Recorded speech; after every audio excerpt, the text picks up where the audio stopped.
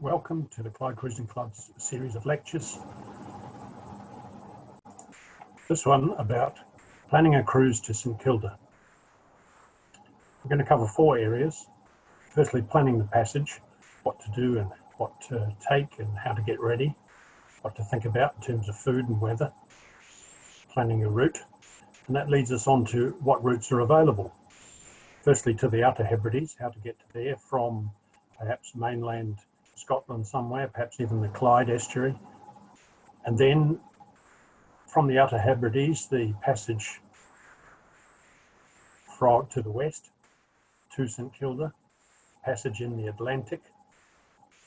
Then we'll move on to St Kilda itself. What about a little the history of the place, the geography, rules of engagement with St Kilda, about landing and exploring, what can you and can you not do, and then about getting back. In fact, getting back could be any time, depending on the weather. If you had a change of weather, you may need an escape route to get back. So we'll cover all of those four areas. Firstly, where's St Kilda? It's a little island, archipelago in the western part of Scotland, almost the westernmost, unless you include Rockall, which is further west, a couple of 100 miles. St Kilda is about 40 odd miles west of the island of Harris in the Outer Hebrides, or perhaps of the order of 100 miles from mainland Scotland. As you can see from this chart, it's well out into the Atlantic, and any weather coming from the west is going to hit St Kilda first, and so you need to be prepared for that. Here's a marine chart showing St Kilda, and there's an enlarged chart for that later. So here's the Western Isles, the Outer Hebrides, and you can see there's one or two islands close into North Uist there, and then there's nothing really until you get to St Kilda. Beyond St Kilda, there's Rockall, another 200 miles or so, and nothing until you hit Newfoundland in Canada. Let's talk about planning the passage. Firstly, your vessel. St Kilda has been reached by people in canoes and sea kayaks and other small vessels, but these are the exceptions. You and I, are ordinary sailors, are much more likely to take a keel boat, and the question is it ready and able to go in this sort of distance? When you get to St Kilda, you're beyond VHF radio contact. You can't call the Coast Guard. So if you get into trouble, what will you do? Firstly, the thing is to try and counter all of the risks, doing an assessment of what those risks are, and say, are we ready to go? Is the vessel ready to go? What's the rigging like? What's the sails like? Is the vessel watertight? Is it able to take moderate weather? I'm not talking about going there in a storm, but weather can soon change, and so is the vessel suitable? Can you sleep on the vessel? If not, where are you going to sleep? There's nowhere ashore, there's no hotel, there's no motel, there's a tiny campsite, but where are you going to put your boat? Is your crew ready? Are you going on your own, or are you going with a crew? And do they have any experience, and are they able to do this? Think about such things as the second in charge of your crew. Let's talk also about food and about weather. Okay, what about the vessel? This is not an Atlantic crossing. We're not going for 10 days or 2 weeks to get to New York, but it is in the Atlantic, and it's 40 miles from anywhere. And that is anywhere. It's 40 miles to anywhere, to the nearest anything, and the nearest anything is the Western Isles. So think about things like, do we have suitable life jackets? Have they been inspected recently within the last year? Do we have a life raft? I'm not saying it's essential to have a life raft, but if you have one, is it serviceable? It probably is essential to have a VHF radio to go to this sort of location. Not that you can speak back to the mainland on VHF, but you're leaving, and you could let the Coast Guard know that you're leaving. So do you have a suitable VHF radio? Is it reliable and is it working? What about fuel? I've been to St Kilda twice where we had no wind to come back. We sailed out okay, but there was no wind to sail back. And so we're stuck there on a sailboat. Now, fortunately, we'd taken plenty of fuel and we could motor back, And so that question is relevant to you. Do you have enough fuel? Probably not enough fuel to get there and back, but that wouldn't be a bad plan. Certainly you need at least enough fuel for a complete one-way trip, so you need more than enough fuel for 40 miles. What about water? Not unusual to have a drought in St Kilda, and so you need to take and be self-sufficient in terms of water and food. Again, it's not an Atlantic crossing. We're not stocking up for 2 weeks, but you are going for 3 or 4 days perhaps when you set out. So what will you take with you? What about navigational aids, charts, compass, GPS, chart plotter? Do you have all of these, and are they all working in a good order? Do you have appropriate charts? Do you have the chart for St Kilda? Do you have a chart for the Western Isles to show you which route you might take? We'll cover some of those in a minute. Is your compass working, reliable? Does the light on it work? Because you may well be sailing in darkness, either in the beginning of the day or at the end of the day. GPS, really handy if you've got it, not essential of course, but if you don't have a GPS, how are you going to navigate? It's not unusual to go to St Kilda and lose sight of the mainland, and St Kilda hasn't appeared in view, and therefore you can see nothing. All you can see is sea all around you. You've got your compass, and by dead reckoning you may well get there, but a GPS makes it a whole lot easier. Chart plotter, even easier still. What about your crew? Now you could have a crew like that at the top, or you could have a crew like that at the bottom of this picture. Whatever crew you have, it doesn't matter. And gender is irrelevant here, but your crew must be competent. You want somebody who, in the event that you as the skipper become incapacitated by whatever means, somebody else can take over and get you home. So think about your crew. Do you have enough? And do you not have too many? It's not impossible to have too many on a boat so that the boat is crowded, but you need to have enough to be able to handle a boat sufficiently well. Again, we're not taking a trip across the Atlantic, but you need to have enough provisions. So now that you've decided about your crew, let's say you've got 3 people on board. So you've got to feed 3 people, and you're going to head out from the Western Isles probably early one morning.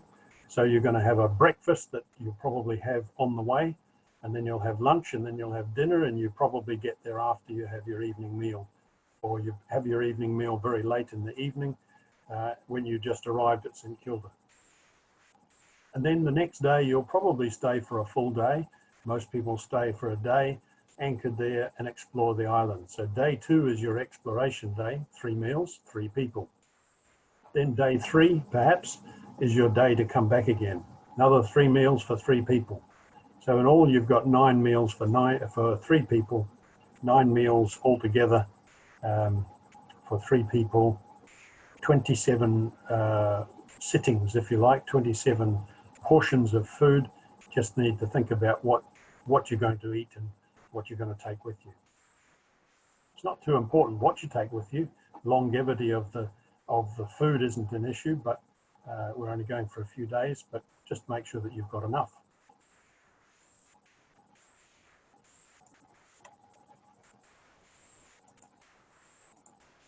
Now what's happened tonight?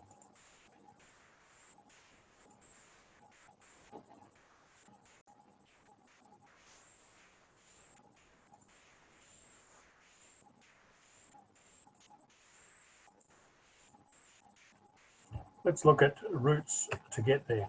Routes to the Outer Hebrides. Firstly, we need to get to the Outer Hebrides, and that's a staging post from which we can take a long day sail out from the Outer Hebrides to St Kilda, the passage in the Atlantic. So there's perhaps 3 parts to this journey: getting to the Western Isles, getting from the east side of the Western Isles to the west side, which could be a number of different routes, and then the passage in the Atlantic. Let's cover each of those in turn. Now I've assumed that we've come from the Clyde, so let's assume we've come from Greenock or Gourock or Roo Marina or somewhere in that vicinity, perhaps Kip Marina or Largs, anywhere in the upper Clyde perhaps, and we'll sail south. And I've assumed in this case that we'll probably go around the Mull of Kintyre. So we'll sail south past Little Cumbria, past Arran, the southern tip of Arran, round the Mull of Kintyre, and in this case I show a passage that takes us through the Sound of Islay, around the north end of Colonsay, around the west side of Mull, between Col and Tyree, west of High Skier Light just off Canna, and to Loch Maddie. Now there's lots of variations on that route you could take. You could go through the Crinan Canal, or you could go on the east side of Mull and come out at Ardnamurchan Point and make your way up the Small Isles. North of there you could take in the Skye, whatever you do beforehand, but eventually you need to fetch up into the Western Isles as your staging post to go west. So I'd like to think about 3 or 4 different ways that you can get from the east side of the Western Isles, the Minch and the Sea of the Hebrides, to the west side before you take on the Atlantic route. So we're going to deal with each of those working from south towards the north. Firstly, it's possible just to sail around Barra Head, Mingulay Island, and the lighthouse on it, Barra Head Light. You could sail south of there, and that's a long journey of about 80 miles or something. You could head through those various islands down here on the southern end. You could go through the Sound of Barra through here, or you could go through the Sound of Harris here. Heading further north than that and going around the north end of the Butt of Lewis wouldn't seem sensible unless you were coming from Orkney or the east coast around Cape Wrath or somewhere from there. But that's another story. So let's deal with these 3 routes here, and I'd like to start to introduce you to a new set of charting called the Antares charts as we go on with this. But here's 3 different routes that you could take: south round Mingulay and Berneray, round south of Barra Head, through the Sound of Mingulay, or through the Sound of Pabay up here. So 3 different routes, and you can see that even then there are different routes that you could go north of this island, Lingi and so on. There's variations on all of these themes. Clyde Cruising Club puts out sailing directions, which are very useful in this sphere of planning your passage. You can read it up beforehand and decide where you think you're going to go.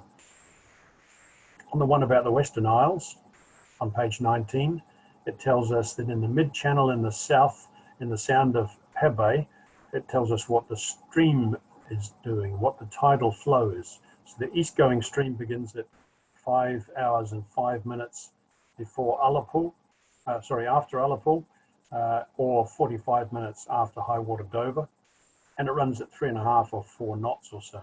And the opposite, the west-going stream, in this case that would be the one that we want because we're going west. We'd like the stream to go with us. That begins 1 hour 40 before high water Ullapool, or 6 hours before Dover, and that it's strongest during its first 3 hours. So in planning our route, if we want to make maximum use of tides, and that's often a good way, then we want to go at the strongest point of the tide, have the tide going with us, and in the same direction as us. So choosing your date and looking at the tide tables, then you can work out what is when is high water Ullapool. 1 hour 40 before that is the beginning of the west-going stream, and that might be a good time to be heading off, depending on what time of the day that is, of course, and how that suits the rest of your plan.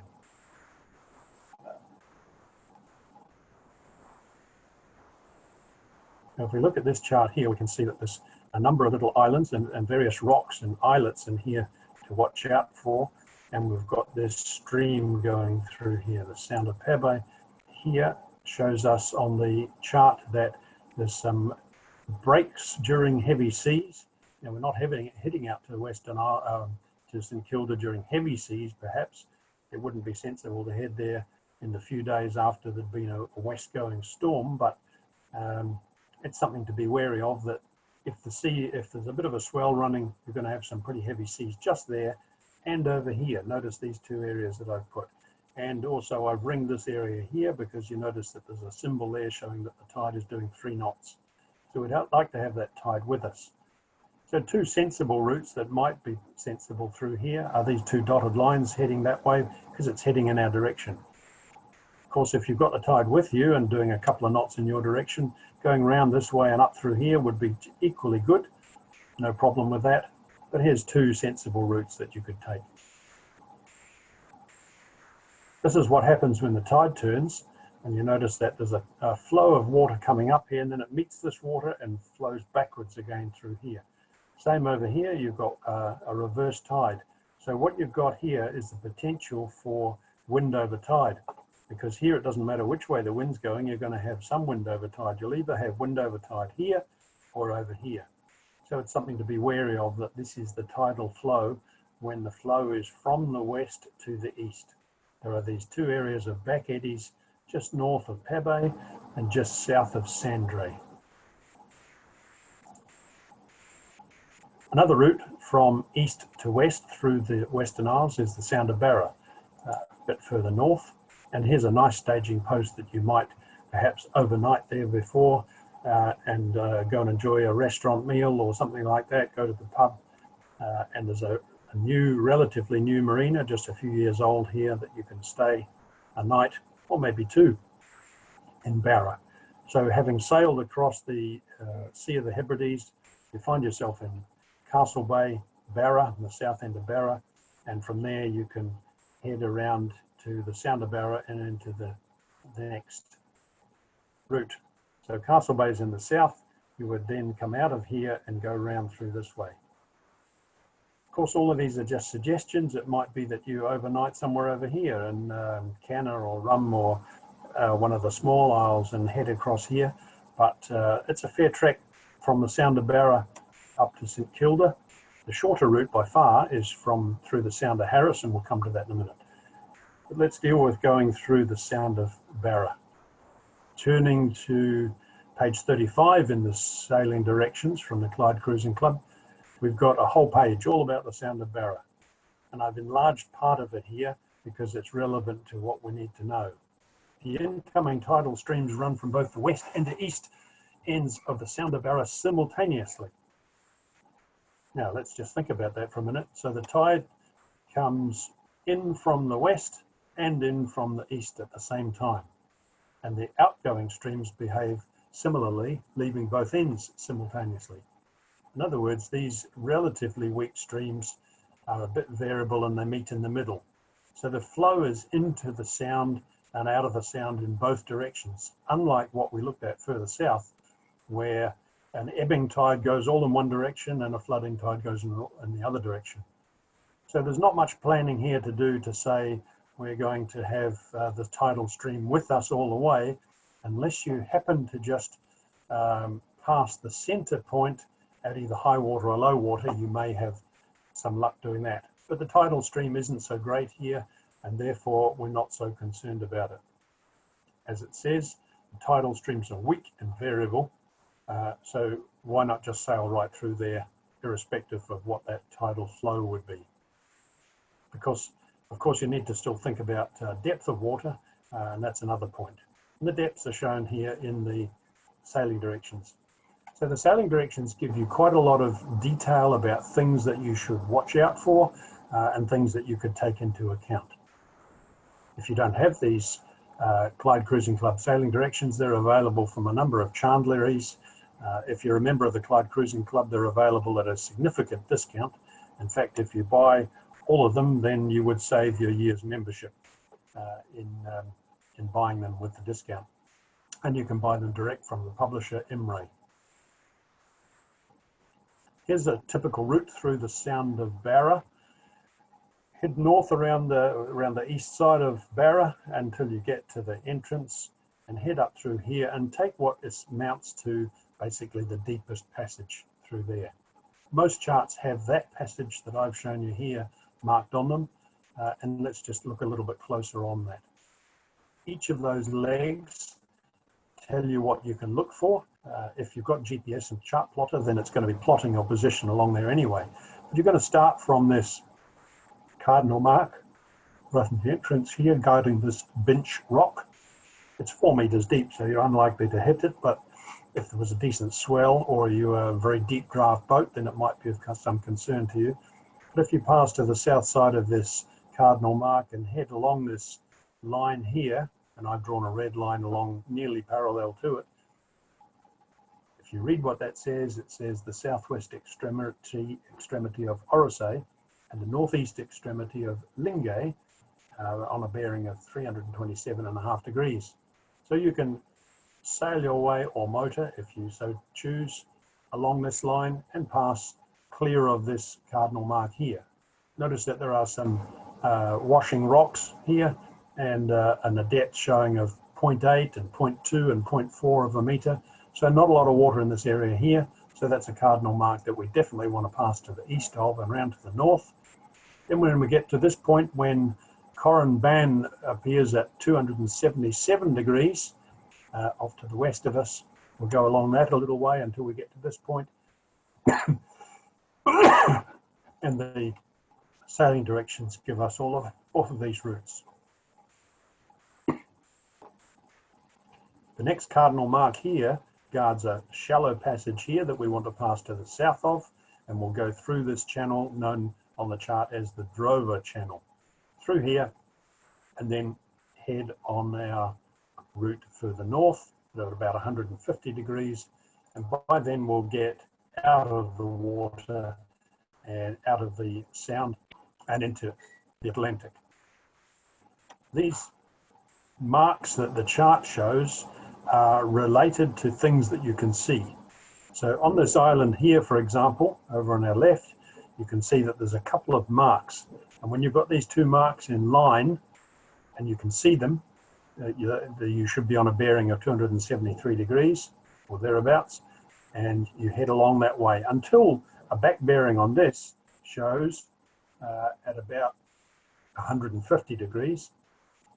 So that looking at that, you want to turn right and head further north so that this is over your stern at 150 degrees, and you'd be heading along a reciprocal of that.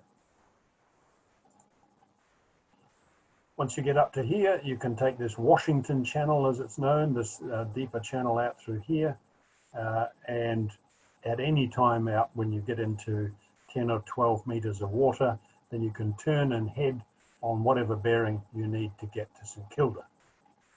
All of this can be done at home before you leave, and you can plan your route and you can plan the course, just as I've plotted this course on a chart. You could do the same thing, and then you know beforehand. You don't have to go scrabbling around seeing what the sailing directions say. You've got it all in advance. Let's look at the last of these different passages through the Western Isles, from the east side to the west side, the Sound of Harris. This is the shortest route that leaves us in the Atlantic, and there are plenty of good sheltered spots to leave from. It's an interesting sound to navigate, and there are several options of channel to go through. So this is the Sound of Harris. As you can see, it's a pretty cluttered looking chart. There's lots of shallow water, there's lots of rocks, there's sandbanks, you name it, this has got it.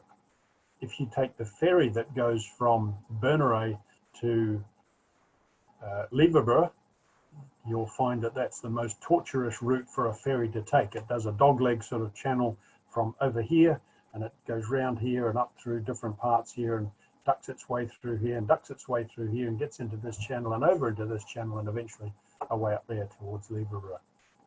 But for us, you can see that there's 2 or 3 perhaps main routes through here. One of them is this greater route through here, but you can see that that's a cluttered route with a few tricky bits with shallow water.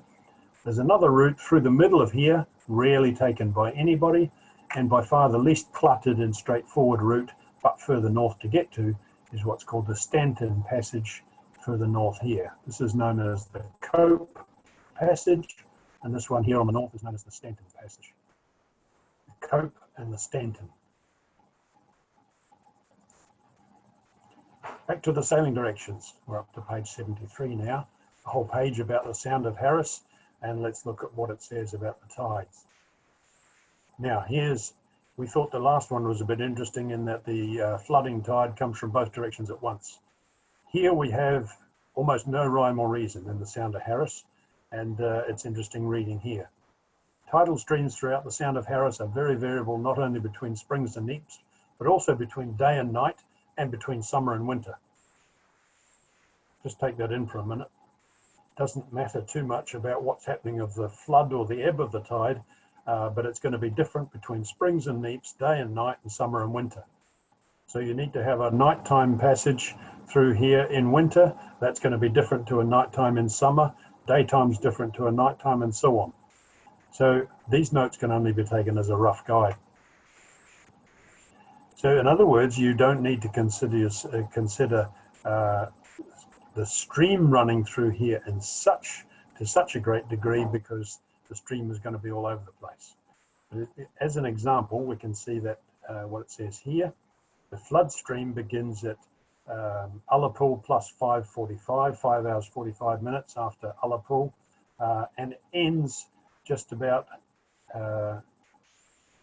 25 minutes before. Sorry, 5 hours 45 after Ullapool. This is plus 45 and ends 25 minutes before Ullapool high water. And generally, but not always, the northwest going stream runs for the remainder of the time, but at Neeps in summer, the stream runs to the southeast. Now that takes a bit of getting used to figure out what that means. So I suggest you read that a few times and it may make more sense. I think the thing to remember about the Sounder Harris is that nothing makes a lot of sense. There are changes according to the time of the year and the day or night, and that's what counts. The Stanton Passage. This northerly route passes past Leverburgh. It's perhaps more straightforward. So if you had stopped at Lochmaddy, for example, down on the south end of this chart here, and you head north past here through the Little Minch, turn left and go up into the Stanton Passage. There are one or two little deviations to take. It's a reasonably well-marked passage, and there are lots of signs on the chart to tell you what angles you should take. The Cope Passage is shorter if you're coming from the south, but it's not well marked. There are one or two buoys, and there are buoys for the ferry channel, which can be quite confusing. When you cross the ferry channel, you'll find all of these other buoys and lights and so on, and so you've got two passage channels intersecting like a cross, and it would be easy to get muddled up there. So it's a bit trickier, not well marked, but shorter and quite possible. And on a nice calm day, it's a very pleasant journey through here. Fairly shallow water, as you can see. So if you're a deep draft boat, take some note of what the shallow passages are. This area around here is quite shallow, and so you're going to go over one or two sandbanks in there.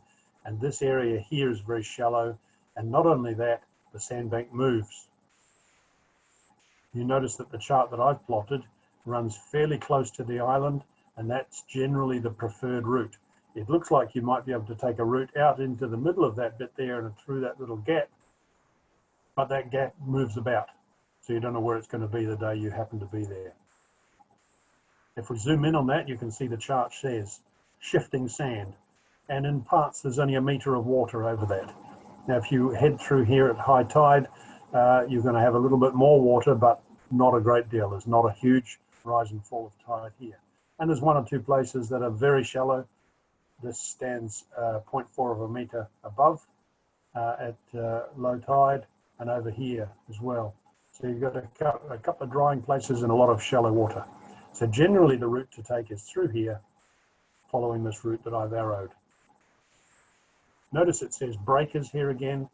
This is generally when the wind has been blowing for a few days from the west and you've got a reasonable swell up, then you'll get some breakers in here. And that might be a consideration. The previous weather for the last few days might be a consideration of whether to take the Stanton Passage further north rather than this Cope Passage. Okay, so whichever of those routes we've taken, we've got to the other side of the Western Isles. We're on the west side, and in this case, we've gone through the Sound of Harris, and we've ended up on the west side of the Sound of Harris over here on the right, and a nice easy course here is due west for 43 miles. Now, note that it's due west for 43 miles. That 43 miles, we've already come about 15 miles or so from Lochmaddy to get to this point here. So it's not like it's only a 43-mile passage for the day. The passage for the day is nearer to 60 odd miles. So that's a decent day's sailing if you've left from Lochmaddy. Once you get to here, nice easy course, set for due west and just keep heading west. Eventually, when you get to within a few miles, you should see St Kilda. On an extremely clear day, you'll see it halfway across. And on a very clear day, when you get here, you won't see the Western Isles until you get ashore and climb up a little bit, and then you can see some of the Western Isles, perhaps a bit of Lewis. Here's the marina in Lochmaddy, quite a nice staging post to leave from, and there's a ferry runs in here, so that might be a consideration if you were picking up extra crew to go with you. Somebody else hitching a ride from the Western Isles and they couldn't spare the time to come all the way with you. It's not very often as crowded as this, and I can't remember why this picture was taken. This picture was taken before the 2018 St Kilda Challenge, I think it was. No, perhaps it was before that. It was the first of the St Kilda Challenges, so there was a number of boats parked in the marina at that time, and one or two on anchorages and moorings. Great place for Lochmaddy. At Lochmaddy, nice hotel here, and that particular day they had a spit roast, and so there was lots of activity. Ferry comes in right there, right next to the marina, very close, so no distance for any crew coming with you to catch up to you, and it's not like they're going to get lost finding you. So here we are out on the western side of the Sound of Harris and thinking about heading across to St Kilda. Let's talk about this Atlantic voyage, this journey. Firstly, think about the weather. Now, you should be doing this before you leave Lochmaddy or wherever you're going from. What's the forecast? You need about a 3-day window of reasonable weather. If the weather says in 2 days that it's going to blow up, then you've got a problem and it's probably not wise to go. It's going to take you all day to get there. You'd likely want all the next day to explore and then the 3rd day to come back. So a 3-day weather window is really the minimum that you're looking for of reasonable weather. And that reasonable weather needs to be in the right direction of wind for you to sail it. So if it was due east or a due west wind, one of those directions you're going to be tacking all the way or covering a bit more of a distance. It can take you longer. What route are you going to take? And what about communications? We'll cover those 3. So here's a weather window that doesn't look too friendly. You can see out in the Atlantic that there's a low, and that's likely to head right across here, across Scotland, push that high out of the way and head in here, and there might be some strong winds. So while it might be quite a nice journey right at the moment with a tailwind heading us out there, that looks okay, but what's it going to be like when we get there and what's it going to be like coming back? So have a look at the weather forecast and figure out what's coming across the Atlantic towards us and whether it's the sensible thing to be setting up for St Kilda.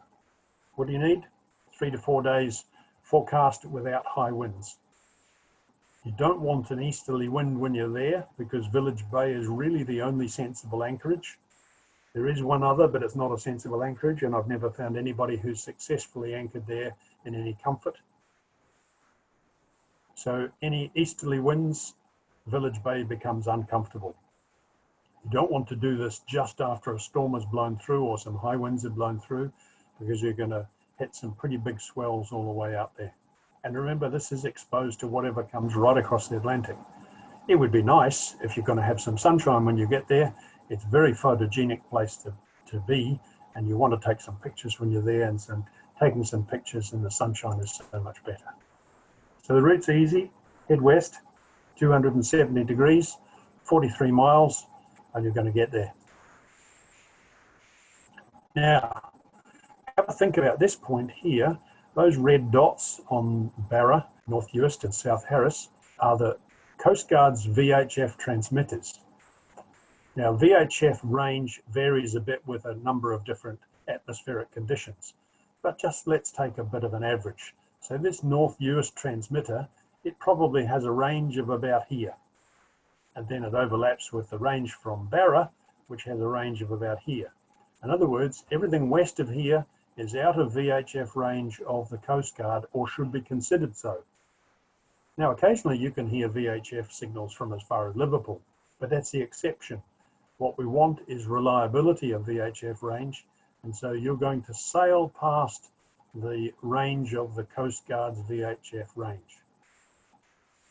So think about that for a moment. You're thinking about sailing into an area where you can't get on the radio and call the Coast Guard and say, I've broken down, or I've got a man overboard, or I'm taking on water, or whatever your emergency might be. There's a pretty good chance no one will hear you. There might be some slim chance that some other boat in the area might hear you, but there's a reasonable chance that no one, certainly the Coast Guard, are not going to hear you. And in fact, if you ask the Coast Guard when you're sailing through the Sound of Harris, if you say to them, we're heading out there, they will probably say to you, give us a call when you're about 15 or 20 miles off and tell us that you're in sight of St Kilda and it looks okay. They will certainly say to you, forget trying to call us when you get there because we won't hear you. VHF is okay until something like at least 10 miles off St Kilda. There's no contact with the Coast Guard from Village Bay, just forget it, it won't work. It's a good idea to call the Coast Guard and let them know of your intentions while you're still in range. So as you're going through the Sound of Harris, you can say, call the Coast Guard and say, we're this vessel, and there's 3 of us on board, and our intention is to go to St Kilda. We're going to spend a day there, and on the 3rd day we intend to come back. And then they've got some idea of what's going on. There's a ranger on St Kilda, and they sometimes have their VHF with them, a handheld, so pretty limited range, and sometimes you can call the St Kilda Ranger. Mobile phones are out of range and do not work on St Kilda. You don't think that you can get onto your mobile and call the Coast Guard or call anybody else from St Kilda. The distance is too great. This is probably the first view you'll get of St Kilda as you approach from the Sound of Harris. A slightly different view if you came from the south, if you went round the south of Barra Head, but you'll see something like that in the distance. With visibility like it is on this day, if you turned around and looked back over the stern, you won't see anything but sea. So you've been a little while, perhaps 5 or 10 miles, where you're not seeing anything in front of you and not seeing anything behind you. And so you hope that you're heading in the right direction.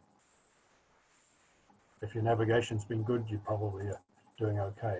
And as you get a bit closer, it starts to look like this. And you can see that in this archipelago, there are some close things, and in the distance there's some further away. What if the weather turns bad while you're there? Your main choice, there really isn't much else, is to turn back. Now, if you're a seasoned ocean sailor, you might say, I'll just box on and carry on anyway, or I'll heave to out in the open sea. These are all options, of course, but for most people, the main choice is to turn back and go back to the Sound of Harris or somewhere else and go and shelter somewhere. In a westerly wind, Village Bay might offer some shelter, but if that forecast is for several days of it, remember, you're going to be there for several days.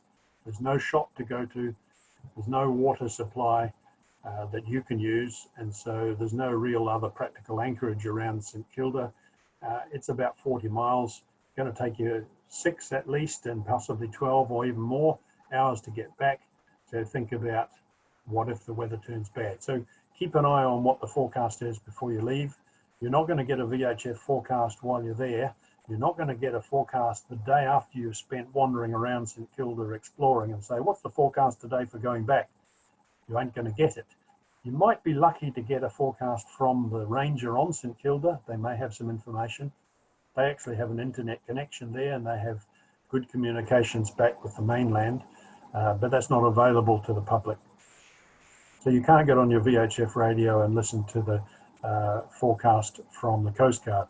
That's why I mention it and say it again. check the forecast before you go and look at what the forecast is going to be for the next 3 or 4 days. St Kilda's been inhabited for a couple of millennia, a couple of thousand years. It was a military signal station in World War I, and in fact that led to an interesting escapade. A German U-boat during the First World War pulled into Village Bay and decided that they didn't like there being a military signal station there. Remember, a signal station in those days was a radio transmitter and antenna system, pretty crude in their own way, using Morse code only, and they would send some signals. And they had a repeater station there to send signals out into the boats in the Atlantic. So this U-boat decided that it should go in there and shell the place, surfaced in Village Bay, and laid in with its big gun. Later on, they installed a gun, and you can still see that gun today. There's a 4-inch gun installed during the latter part of the First World War. The people that lived on St Kilda had a pretty meagre existence. They survived on fish and birds eggs. And when it came to the first part of the 1900s, there were tourists came in, and the tourists brought various diseases with them, like influenza and so on, and made life even more difficult for them. And so in 1930, in August of that year, they decided, the people that lived there, some 30 or 40 people, they decided this is enough, we can't really survive here. And after having been there and their ancestors for perhaps going back a couple of thousand years, they decided they would evacuate, and all did that to the mainland. And there have been no permanent inhabitants there since. During the Second World War, there were plenty of people there, not permanent inhabitants, but staying there and manning various military establishments. And during that time, there were 3 plane crashes. And if you get the chance to walk around St Kilda, you can come across 1 or 2 of those plane crashes, sites where there are still bits of fuselage and propellers and engines and things lying on the grass. In 1955, a missile tracking station was built there, and that's still there, along with a number of antennas and radar stations and so on. And a contractor to the UK military operates from St Kilda, doing a number of things there, of observations and so on, and reporting the presence of people that might not ought to be there. What can you see and do on St Kilda? Firstly, let's talk about landing, and then about some rules. There's no marina, there's no pontoons, there's an anchorage. It's good holding, it's a nice sandy anchorage in Village Bay, but the rules are that you should row ashore in your dinghy. You can't go and tie up. There is a bit of a stone pier, and in theory, on a very calm day, you could bring a boat alongside and tie it up. But no, you're not allowed to. And the reason for this is plain. This is a World Heritage Site. There's lots of birds there. They don't want the risk of anybody bringing any foreign matter there, or particularly rats and mice. There is a particular breed of St Kilda mouse that lives there, but these don't interfere with the birds and the birds' eggs, apparently. So they all exist reasonably well together. So you want to be very careful about what you do. The rules are that you should clean your feet before landing. Make sure you're not bringing any seeds of things in your walking boots or anything like that from the mainland. They don't want any foreign growth or animals. Dinghy landing only. You take what you need ashore, and you don't leave anything behind. And you don't take anything that you didn't bring. These are the rules for landing there. In other words, you see a bit of a whalebone skeleton, don't touch it. Don't think that you're going to take that home. You see a bird's egg, don't touch it. You see some nice rocks and you think, oh, I'll have a sample of that. Don't touch anything, don't take anything. Bring all your food, bring what you need to drink, and take all your rubbish away with you.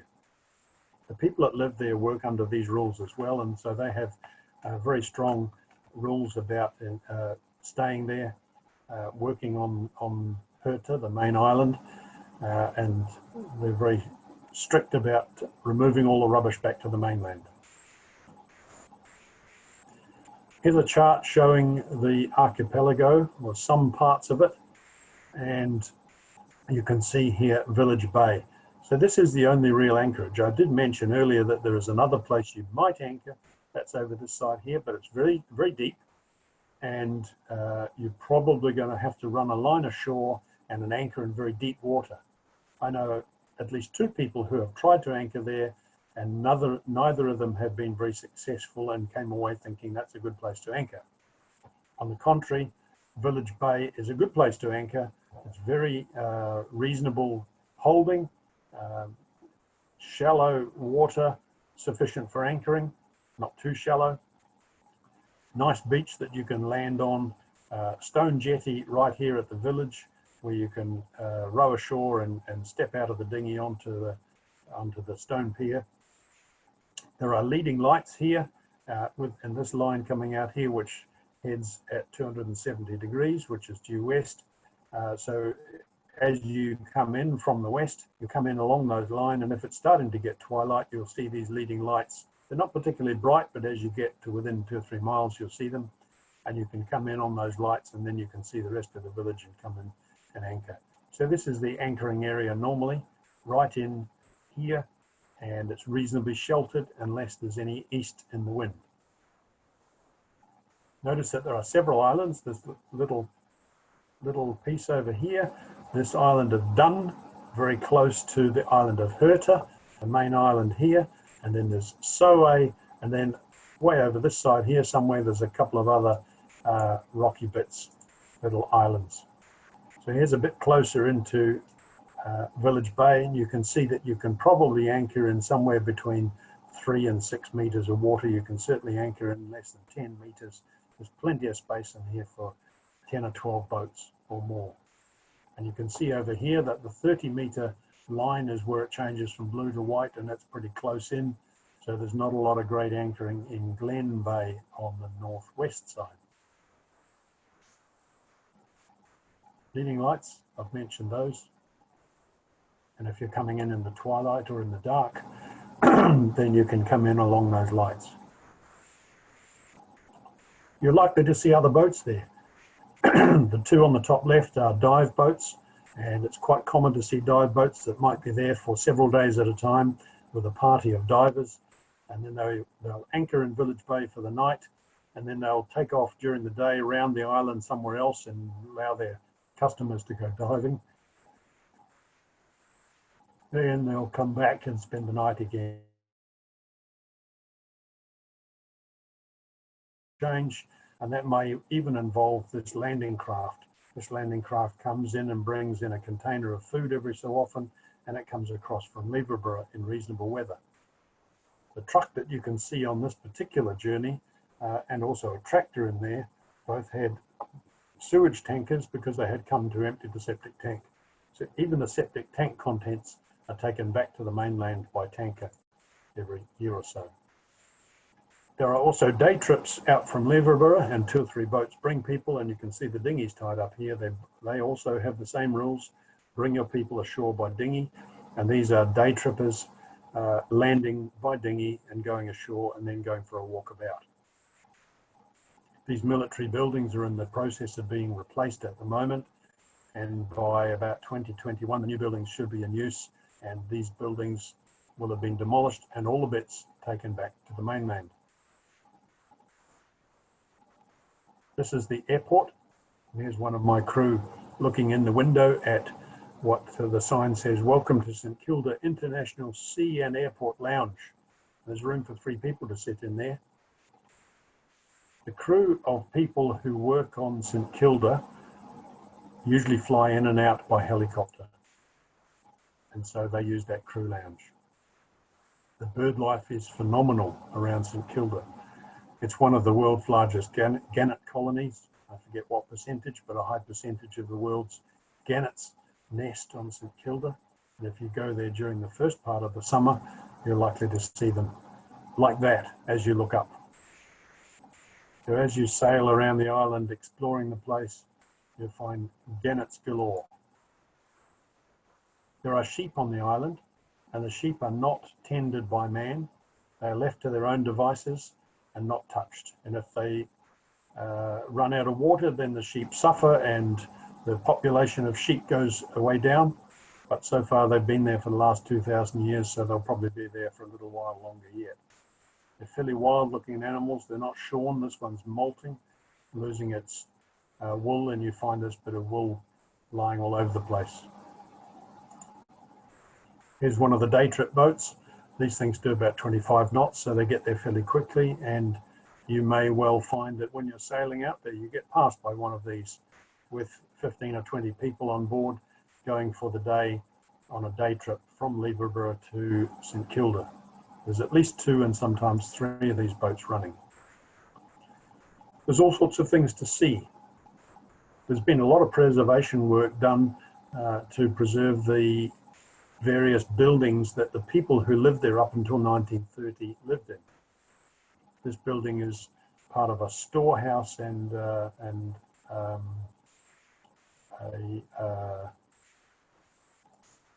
part of the establishment there. And there used to be a religious minister was stationed there, and he had a house there, a manse, and there's a whole row of houses made of stone with roofs tied down like this because of the very high winds. And this row of houses, great long row of houses, is called the street. And then there's the military buildings, and you notice that even these have a problem with the wind. These big concrete blocks and these steel wire ropes hold that beam down, which holds the roof on the building. And you notice that these things are all everywhere across the corners of the building so that the roof doesn't lift off. This is the street, and most of the houses are in a state of disrepair, fallen down, but 3 or 4 of the houses have been restored, and the heritage people have one of these houses as an office and a place to stay. From a little bit up behind the village, you can look backwards and see the bay, and here's my boat. There we were there that time. This boat had sailed from France and was exploring Scotland and was taking in St Kilda. This military landing craft was bringing supplies and there's sewage tanker, and here's 2 of the tourist boats there for the day. The water is very clear, and if you anchor in 5 or 6 meters, you can see the grains of sand on the bottom. You can see every link of the chain of your anchor chain, and you can see whether your anchor is performing very well, and you can even go for a swim. If you walk up some of the hills, it can be very entertaining going up the hills. It's very nice, and there's a road leading up one hill here, and this is taken from that road, which leads eventually to the antenna site right up on top of the hill. And as you walk further up, you can see away into the distance. Now, looking back to the east, you might expect to see the Western Isles, but notice on this day with not particularly great visibility, you can't see anything. On a good day, you can. Just in the distance there, I can see the Western Isles. That's probably Harris. Here's one of the off-lying islands, and you can see one of the antenna systems here on the left. Notice how many guy ropes they have. These things would normally be a freestanding tower, but they have guy ropes there because the winds can be extremely fierce on the Western Isles and on St Kilda.